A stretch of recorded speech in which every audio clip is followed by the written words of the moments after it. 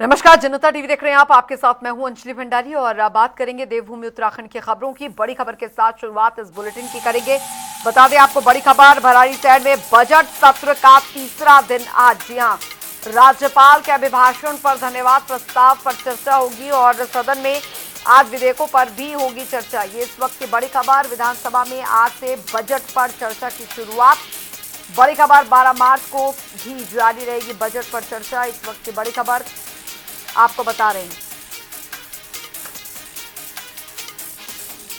तो भराड़ीसैंण में बजट सत्र का तीसरा दिन आज।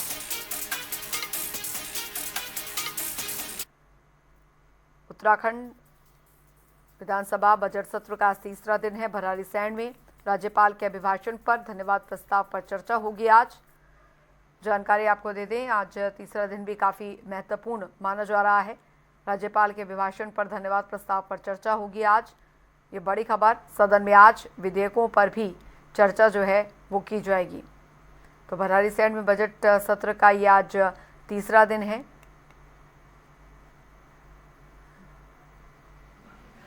अरुण सैनी संवाददाता हमारे साथ सीधे जुड़ गए हैं इस खबर पर जानकारी के साथ। अरुण, आज बजट सत्र का भराड़ीसैंण में तीसरा दिन है, क्या कुछ आज महत्वपूर्ण रहने वाला है सत्र के दौरान? जी बिल्कुल, देखिए उत्तराखंड विधानसभा का बजट सत्र चल रहा है। बजट सत्र का आज तीसरा दिन है और तीसरे दिन की शुरुआत जो है सुबह 11 बजे से बजट की सत्र की शुरुआत जो हो चुकी है। 2 दिन बजट सत्र जो है वो चला। उसके बाद देर रात कार्य मंत्रणा की बैठक भी हुई और कार्य मंत्रणा समिति की बैठक में 2 दिन का एजेंडा और तैयार किया गया। आज और कल यानी कि 12 तारीख तक का जो एजेंडा है वो कार्य मंत्रणा समिति में जायजा लिया गया। आज सत्र की जो है वो शुरुआत हो चुकी है और आज की कार्यवाही की जहाँ तक बात की जाए तो आज की कार्यवाही सुबह से ही काफी सुचारू रूप से चल रही है। प्रश्नकाल अभी चल रहा है। विधायक अपने अपने क्षेत्र की समस्याओं को लेकर जो सवाल उन्होंने लगाए थे उन सवालों को लेकर मंत्रियों से सवाल जवाब कर रहे हैं। मंत्री जवाब भी दे रहे हैं। हालांकि उनसे जो विपक्षी दल के विधायक हैं या कहीं सत्ता पक्ष के विधायक भी हैं वो संतुष्ट नजर आ रहे हैं और कई मंत्री जो है वो गिरते हुए भी नजर जो है विधायकों के सवालों में आ रहे हैं। इसी के साथ ही आज जो सदन की कार्यवाही रहने वाली है जिसमें कि राज्यपाल के अभिभाषण पर भी जो धन्यवाद प्रस्ताव पर चर्चा होगी और इसी के साथ साथ ही प्रश्नकाल भी चलेगा। जो विधेयक कल टेबल किए गए थे, 11 संशोधन विधेयक कल टेबल किए गए थे सदन में, उसके ऊपर आज चर्चा होगी। उन्हें पारित जो है आज स्वीकृत किया जाएगा। इसी के साथ ही बजट पर भी चर्चा जो है वो आज होगी और इसी के साथ कल का भी जो एजेंडा है कल भी इसी तरीके से बजट पर चर्चा होगी और अन्य जो विधायी कार्य है वो होंगे। इस तरीके से आज की पूरी जो है प्रक्रिया और सत्र की रहने वाली है। वहीं अगर बात की जाए विपक्षी दल लगातार जो है जो सत्र के उद्देश्य को लेकर सवाल करेगा। भाई विपक्ष से कहना है कि जो बजट सत्र चल रहा है इसकी अवधि जो है वो काफी कम है और इसकी अवधि जो है बढ़ाई जानी चाहिए। उन्होंने कहा कि जो विभागवार बजट होता है वैसे बजट होता है उस पर काफी चर्चा जो है वो चाहिए होती है, काफी चर्चा करनी होती है। ये जो वक्त मिला है ये ना काफी है इसमें बजट पर चर्चा करने के लिए। इसी के साथ ही विपक्ष कई मुद्दों को लेकर सत्ता पक्ष को सरकार को घेरने का काम भी कर रहा है, चाहे वो कानून व्यवस्था हो। जिस तरीके से कल देखा गया कानून व्यवस्था को लेकर, जो महिलाओं के प्रति अपराध हो रहे हैं उसको लेकर, तमाम विषयों को लेकर उत्तराखंड की जो जन मुद्दे हैं, जो फिलहाल मुद्दे हैं, महंगाई हो, भ्रष्टाचार, उनको लेकर विपक्ष में घेरता हुआ जो है सत्ता पक्ष को नजर भी आया। कल काफी बीच में लंच के बाद काफी हंगामा सदन में देखने को मिला। विपक्ष ने कई बार वॉकआउट किया। विपक्षी दल के विधायक कहीं वहीं सदन के अंदर ही जो है वो प्रदर्शन करने लगे, धरने पर बैठे। आज किस तरीके की भूमिका विपक्ष की रहती है और आज तो अभी तक तो देखा जाए तो कोई हंगामा इस तरीके से विपक्षी दल के द्वारा भी नहीं देखा गया। आगे आगे जब सत्र और चलेगा जो उसमें किस तरीके की भूमिका विपक्ष की रहती है, सत्ता पक्ष और विपक्ष किस तरीके से आपस में सत्र को चलाने का काम करते हैं और तमाम चीजें देखने वाली होगी। हालांकि विधानसभा अध्यक्ष ने सत्ता पक्ष और विपक्ष से जो 2 दिन की कार्यवाही चली है उसके लिए उन्हें धन्यवाद भी दिया है, उनकी जो है तारीफ भी की और उन्होंने कहा कि आगे भी उन्होंने अपेक्षा की है कि इसी तरीके से जो है सदन की कार्यवाही चलती रहे, परंपरा से सत्र चले और सभी के सवाल जवाब जो समस्याएं हैं, लोगों की जो समस्याएं हैं वो सदन के अंदर उठ सके, ऐसी जो है अपेक्षा उन्होंने की है। बहुत बहुत शुक्रिया अरुण सैनी तमाम जानकारी के लिए। आप इस खबर पर नजर बनाए रखें, हम आपसे आगे भी अपडेट लेते रहेंगे।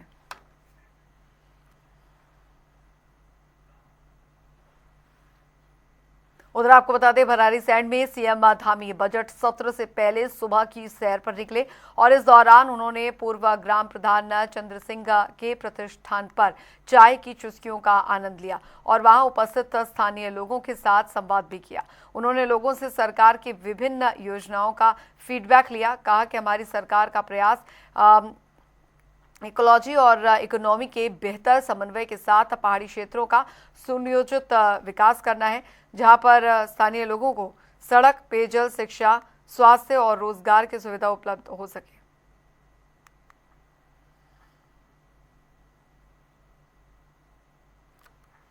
वहीं उत्तराखंड विधानसभा बजट सत्र का तीसरा दिन राज्यपाल के अभिभाषण पर चर्चा होगी और साथ ही बजट पर भी चर्चा होगी। वहीं बजट सत्र के दौरान 2 दिन थोड़े हंगामेदार रहे, लेकिन साथ ही सत्र सुचारू रूप से भी चला। इसको लेकर आपको बता दें विधानसभा अध्यक्ष ने सत्ता पक्ष और विपक्ष को बधाई भी दी। इसको लेकर हमारे संवाददाता अरुण सैनी ने विधानसभा अध्यक्ष रितु खंडूरी से खास बातचीत की।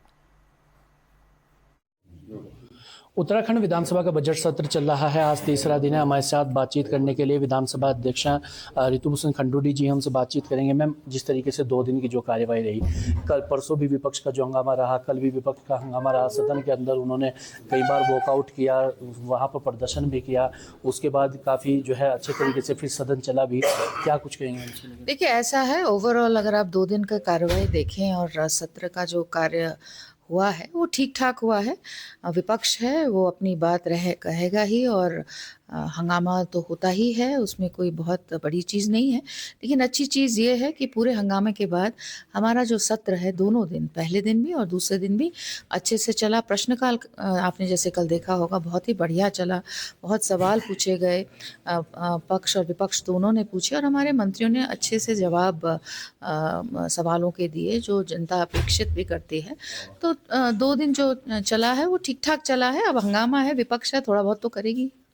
आज और कल भी की जो कार्यवाही अब होनी है, बजट पर चर्चा होनी है, आगे की कार्यवाही अब आप किस तरीके से देखते हैं, किस तरीके की रहनी चाहिए, विपक्ष के से क्या उम्मीद आप हैं? देखिए, ऐसा है कि अब अभी तो हमारे गवर्नर साहब का अभिभाषण पर धन्यवाद चल रहा है और मुझे पूरा विश्वास है कि उस पर अच्छी चर्चा होगी। उसके बाद बजट आ रहा है, बजट पर भी चर्चा अच्छी होगी और मैं सभी से, पक्ष विपक्ष के सभी सदस्यों से निवेदन करना चाहूँगी कि अपनी बात, अपने क्षेत्र की बात पुख्ता तरीके से रखिए, क्योंकि आपकी जो जनता है जिन्होंने आपको जिता कर भेजा है वो आपसे अपेक्षा करती है कि आप अपने इलाके के मुद्दों को रखें और सरकार से जवाब पाएँ। तो मुझे लगता है कि अगला आज और कल भी हमारा बहुत अच्छा सत्र चलने वाला है। सत्र की अवधि को लेकर जिस तरीके से विपक्ष शुरू से ही सवाल खड़े कर रहा है, अभी भी विपक्ष कह रहा है कि ये 4 दिन जो है वो ना काफ़ी हैं बजट पर चर्चा के लिए। कम से कम 15 दिन जो है बजट विभागवार जो बजट आता है उस पर चर्चा हो, बजट पर चर्चा हो, इसके लिए बहुत समय चाहिए। देखिए, ऐसा है, एज स्पीकर मेरा जो जॉब है वो सदन चलाना है। निर्णय कार्य मंत्रणा में होता है। बिजनेस अगर सरकार के पास होगा तो अवश्य हमारा जो सत्र है वो और लंबा होगा। जी, धन्यवाद। जितने हमारे साथ विधानसभा अध्यक्ष रितु खंडूरी जी और साफ तौर पर कहा विपक्ष है कि विपक्ष को भी जो है संयम बरतना चाहिए और जो सत्र है वो सत्र गरिमा से चलेगा और बजट पर अच्छी चर्चा हो, इसकी अपेक्षा उन्होंने विपक्ष व सत्ता पक्ष दोनों से ही की है। अपने सहयोगी रोहित के साथ मैं अरुण सैनी, जनता टीवी, भराड़ीसैंण। वहीं विपक्ष मंत्रियों के जवाबों से संतुष्ट नजर आ रहे हैं। इसको लेकर संसदीय कार्य मंत्री सुबोध उनियाल ने क्या कुछ कहा, वो सुनिए। विधानसभा बजट सत्र का आज तीसरा दिन है। हमारे साथ बातचीत करने के लिए मौजूद है संसदीय कार्य मंत्री सुबोध उनियाल जी से बातचीत करेंगे। सर, जिस तरीके से जो 2 दिन की कार्यवाही रही, विपक्ष काफ़ी जो है आक्रोशित भी नजर आया, काफ़ी हंगामा हुआ, अपने क्षेत्र की समस्याओं को लेकर उठा रहे। इस 2 दिन के सत्र को आप किस तरह से देखते हैं? देखिए, विपक्ष का धर्म है हंगामा करे और सरकार को घेरने का प्रयास करे, लेकिन दोनों दिन सदन जिस तरह चला है, मैं समझता हूँ सरकार ने सदन को सुचारू रूप से चलने के लिए पूरा सरकार सकारात्मक तौर पर सरकार का व्यवहार रहा और हमने प्रयास किया कि सभी विपक्ष के सदस्यों के साथ भी वार्ता करने के बाद सदन को सुचारू रूप से चलने के लिए उनसे सहयोग की अपील की थी और उन लोगों ने इसको माना, इसका धन्यवाद दिया। और देखिए सर, वो प्रश्न करेंगे, सरकार हर प्रश्न का जवाब देने को तैयार है। सर विपक्ष ये भी कह रहा है कि जो हम प्रश्नकाल कर रहे हैं, हमारे प्रश्नों का जवाब जो है उस तरीके से नहीं मिल रहा है जिस तरीके से मिलना चाहिए। संतुष्टि भरा जवाब जो है वो सत्ता पक्ष की तरफ से, मंत्रियों की तरफ से नहीं मिल रहा है। देखिए, ये बिल्कुल बेबुनियाद बात है। हर चीज़ का जवाब दिया गया है और सदन के अंदर जवाब देने पर पीठ को अगर लगता है कि जवाब संतुष्टि लाएगा तो पीठ अपना निर्णय लेती है। तो नियम 58 पे उन्होंने जो प्रश्न दिए हैं उनकी ग्राह्यता पर सदन में सुना गया और फिर उनको माननीय अध्यक्ष जी के द्वारा अग्राह्य किया गया। सदन में हर बात का जवाब, विपक्ष की हर बात का जवाब सरकार ने दिया और देगी भी। सर कैग की रिपोर्ट को लेकर के भी कई विपक्षी दलों के विधायकों ने सवाल खड़े किए। जहां तक मंगलौर के विधायक काजी निजामुद्दीन, उन्होंने कई सवाल खड़े किया कैग की रिपोर्ट को लेकर। उन्होंने कहा कि जो कैग की रिपोर्ट बताती है कि किस तरीके से हो रहा है, इसको लेकर कल सदन में हंगामा भी हुआ, वॉकआउट भी किया। इसको लेकर आप क्या कहेंगे? देखिए, सरकार ने कैग की रिपोर्ट आई, सरकार का धर्म है कि इस रिपोर्ट को सदन के पटल पर रखे। अब सदन के पटल पर रिपोर्ट रखने के बाद निश्चित रूप से उस पर सरकार परीक्षण करने के बाद उसमें जो खामियां दिखाई गई उसके हिसाब से कार्रवाई करेगी। सर बजट को लेकर के भी देखा जाए, बजट से विपक्ष कह रहा है कि जो बजट है इसमें पूरा का पूरा शब्दों का जाल बिछाया गया है और जो पहला बजट था 1,01,000 करोड़ का, इस बार बस उसमें 10,000 करोड़ की जो है रकम बढ़ाई गई है, बाकी जो है सेम चीज़ वही है।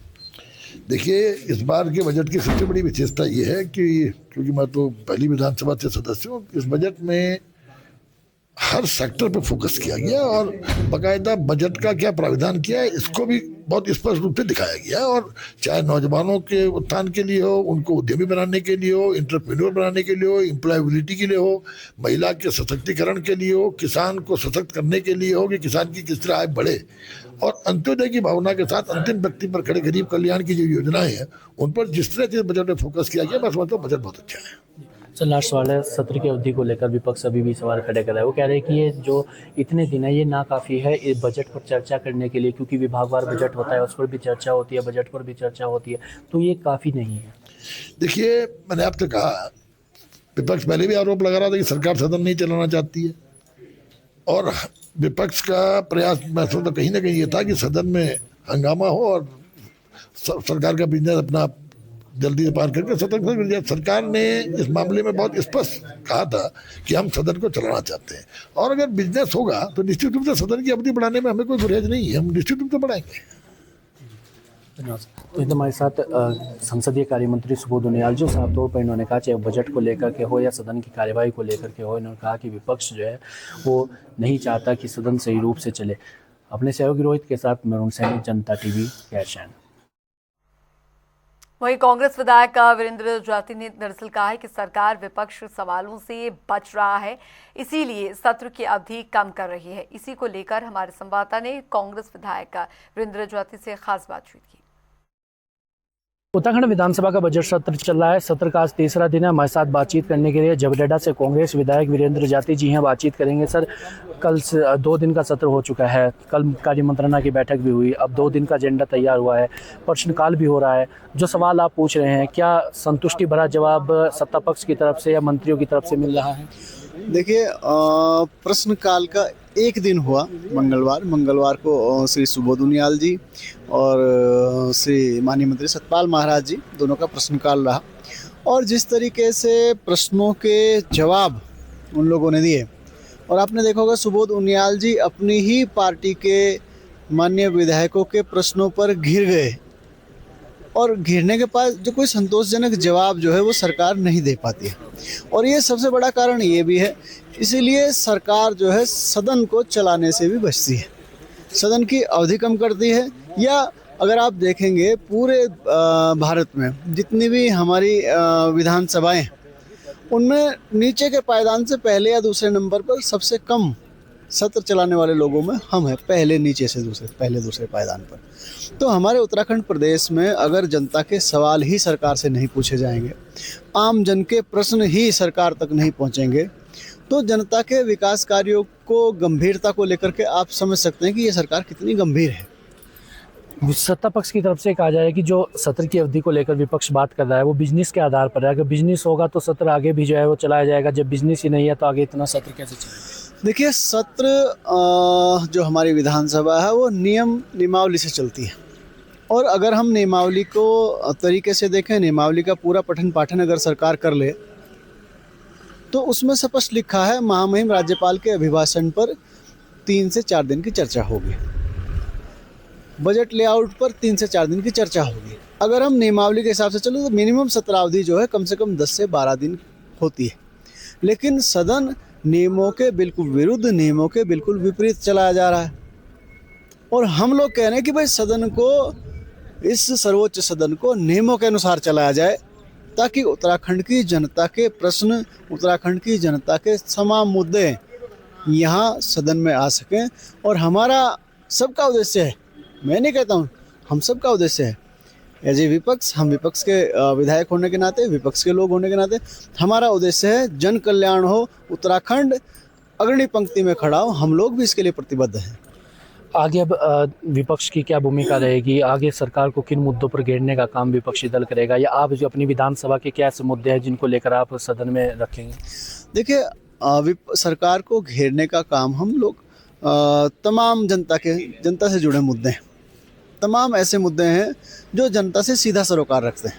देखिए, बिजली के बिल आजकल जिस तरीके से भयावह तरीके से बढ़ रहे हैं, बिजली के टैरिफ में धीरे धीरे करके बहुत ज़्यादा बढ़ोतरी कर दी गई है, और किसानों की बिजली उत्तर प्रदेश में फ्री है, हमारे उत्तराखंड में मुफ्त नहीं है। हमने कहा कि भाई कि बिजली, हम ऊर्जा प्रदेश होने के नाते क्या हमारा जो किसान है, क्या उसको सौभाग्य नहीं हो सकता कि वो बिजली फ्री प्राप्त कर ले? और तमाम जो ये खोखला बजट जो आया है, जिसमें अगर हम तरीके से देखें तो कुपोषण पहले के मुकाबले बढ़ा है, मेडिकल फैसिलिटीज़ देने में हम नाकाम रहे हैं, एजुकेशन के क्षेत्र में प्राइवेट इंस्टीट्यूशंस की सहभागिता बढ़ती जा रही है। तो भाई सरकार कर क्या रही है? अगर सरकार इतना बड़ा बजट ला रही है, इतना बड़े बजट के अनुसार प्रदेश में पैसा दे रही है, और फिर भी प्राइवेट इंस्टीट्यूशन, प्राइवेट हॉस्पिटल्स और तमाम प्राइवेट चीज़ें, निजी चीज़ें बढ़ोतरी कर रही हैं, और हमारी सरकारी जो मशीनरी है उस पर जनता का विश्वास नहीं है, तो कैसी सरकार चला रही है ये लोग?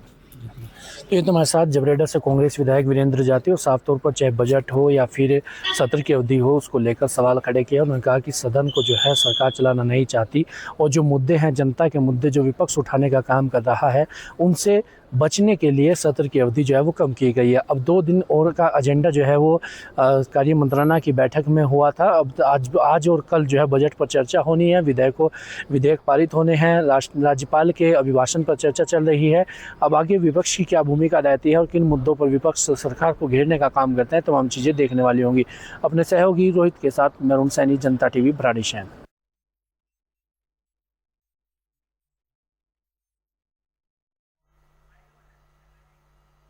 और इस बीच एक बड़ी खबर आ रही है, बड़ी जानकारी, वो आपको बता दें, चारधाम यात्रा 2026-27 को लेकर बीकेटीसी की अहम बैठक। चारधाम यात्रा जो कि शुरू होने जा रही है, अध्यक्ष हेमंत द्विवेदी ने की बैठक की अध्यक्षता। बैठक में कई प्रस्तावों पर मुहर लगी है।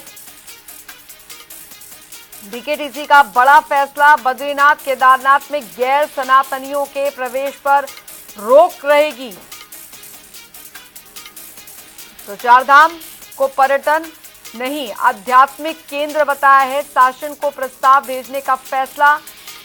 यात्रा सीजन के लिए 121.7 करोड़ का बजट पारित किया। और जानकारी आपको दे दें, यात्रियों की सुविधाओं और स्वास्थ्य सेवाओं पर विशेष जो खर्च है वो होगा। मंदिर परंपराओं की रक्षा पर समिति का जोर।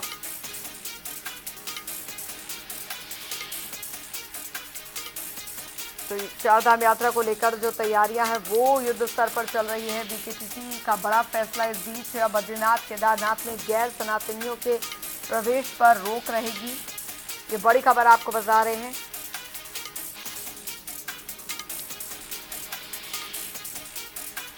अरुण सैनी संवाददाता हमारे साथ जुड़ गए हैं ज्यादा जानकारी के साथ फोन लाइन पर। अरुण, चारधाम यात्रा को लेकर एक स्ट्रॉन्ग रणनीति जो है वो यहाँ पर बनाई जा रही है। बड़ा फैसला फिलहाल बीकेटीसी द्वारा लिया गया है। जी बिल्कुल, देखिए प्रदेश में 19 अप्रैल से चारधाम यात्रा जो है वो शुरू हो रही है। 19 अप्रैल को गंगोत्री यमुनोत्री धाम के कपाट खुलेंगे, उसके बाद केदारनाथ बद्रीनाथ धाम के कपाट जो है वो खुलेंगे। चारधाम यात्रा को लेकर शासन प्रशासन के द्वारा तमाम तैयारियां की जा रही है, सरकार के द्वारा तमाम तैयारियां की जा रही है। चारधाम यात्रा से संबंधित जो भी विभाग है सभी अपनी अपनी तैयारियों में जुटे हुए हैं, क्योंकि इस बार माना जा रहा है कि चारधाम यात्रा में पिछली बार के मुकाबले इस बार रिकॉर्ड तोड़ श्रद्धालु जो है चारों धामों में दर्शन करने के लिए पहुंचेंगे, तो उस हिसाब से तमाम तैयारियां की जा रही है।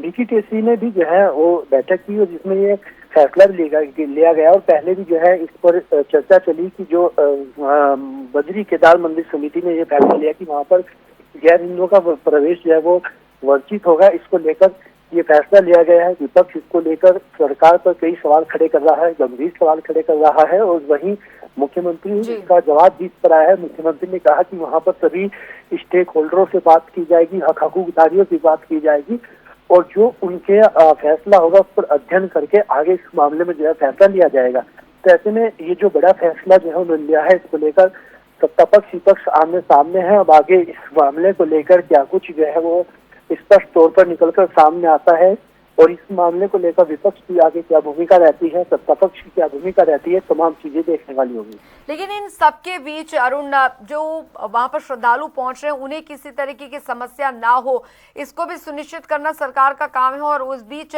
क्लाइमेट चैलेंजेस जो है वो भी काफी रहेंगे, तो क्या इस ओर भी ध्यान दिया जा रहा है? जी बिल्कुल, देखिए उत्तराखंड की बात की जाए तो उत्तराखंड एक विषम भौगोलिक परिस्थिति वाला प्रदेश है और जब चारधाम यात्रा चलती है तो कई तरह की चुनौतियां शासन प्रशासन के सामने और जो है रहती भी है, जिसमें कि चाहे वो आपदा के दृष्टिगत सबसे बड़ी चुनौती रहती है लैंडस्लाइड को लेकर के, क्योंकि जगह जगहों पर लैंडस्लाइड होती है, ऐसे जोन भी चिन्हित किए गए हैं जो डेंजर जोन है।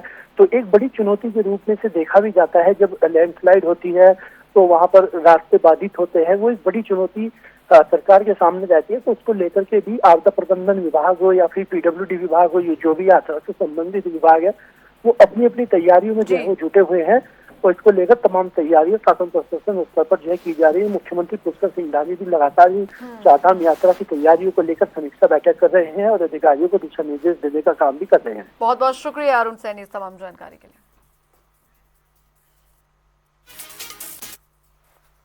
इसी के साथ देवभूमि उत्तराखंड की खबरों में अभी के लिए फिलहाल इतना ही। फिलहाल खबरें और भी हैं छोटे से ब्रेक के बाद।